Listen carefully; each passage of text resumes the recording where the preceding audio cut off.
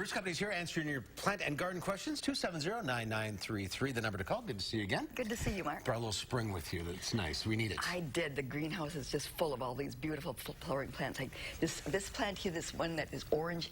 Some people call it Clivia. I call it Clivia. It's just the one that comes into bloom this time of year. And I've got some fragrant things. Stephanander here, and then the little rose down front.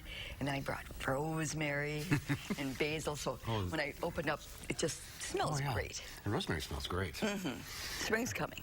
Yes, 25 days. All right, so we had all the snow, and then we got the rain, and now we got the ice. Is there concern for our plants outside? Well, I did knock some snow off from some plants that I have before the rain came because I was concerned about the snow load. But when you're doing that, you've got to do it very carefully. When you're shaking things, and especially when it's as cold as it is. I did it that one warm day that we had. Timing is everything. Yes. So it's arborvitaes and... Arborvitae, well, there's a lot of plants that can be impacted. Redbuds are sort of fragile. They can, but I think that they're pretty clean right now because the winds have knocked all the snow off from plants. And the snow is actually good for plants. It's good insulation. Snow is a good insulation.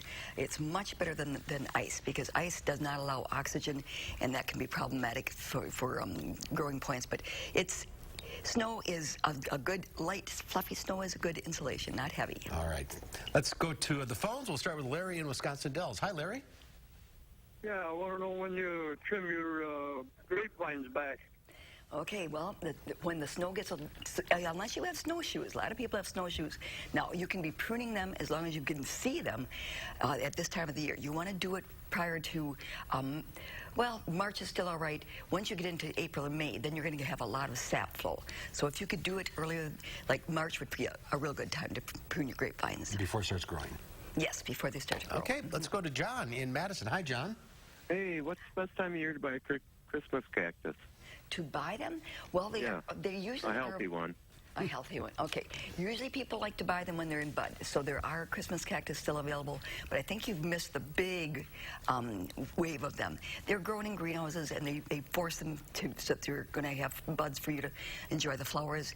And the big peak is typically closer around Christmas time. But they're there Easter cactuses too? There are, but they're not as commonly available. Really? Yes. Same plant though. It's a different species. It's the same, same genus but different species. Didn't know that. Yeah. All right, Mary in Mount Horeb. Hi, Mary. What's your question? I have a Christmas plant, a poinsettia, and it's lost all its leaves, and all I have is stems left. Is there anything I can do for it? I think probably it's just been too dark and it's given up. I wouldn't bother with that. And I mean, if you have other house plants, if you try to continue to grow that, since it's really struggling, I'm afraid that there might be some insects that would emerge and attack this. So I think I would just toss that out and get a different house plant. Yeah, if there's no leaves on it, photosynthesize, it's not going to live, right? That's right. Science 101. All right, Thomas from Iocena, what's your question? Yes, I have some vine plants. They have like white stripes on the leaves. I don't know what kind of vines they are. They usually grow all the way down to the floor. And I have one plant that has just stopped growing. I put plant food spikes in, and I water it regularly. It looks healthy, but it just stopped growing. Well, does it need to be repotted? That's a possibility. I'm not sure what kind of plant from... Sounds like an ivy, maybe.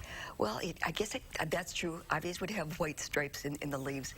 What you're going to find is that once we start to have more daylight, these plants are going to start to improve. And March is a good time. March, April is a good time to repot things because then our day length is lengthening, and they're going to be able to adapt to that new soil. Don't overpot things. And things don't grow much this time of year. No, they don't. Especially house plants. That's right. So we're not tropical.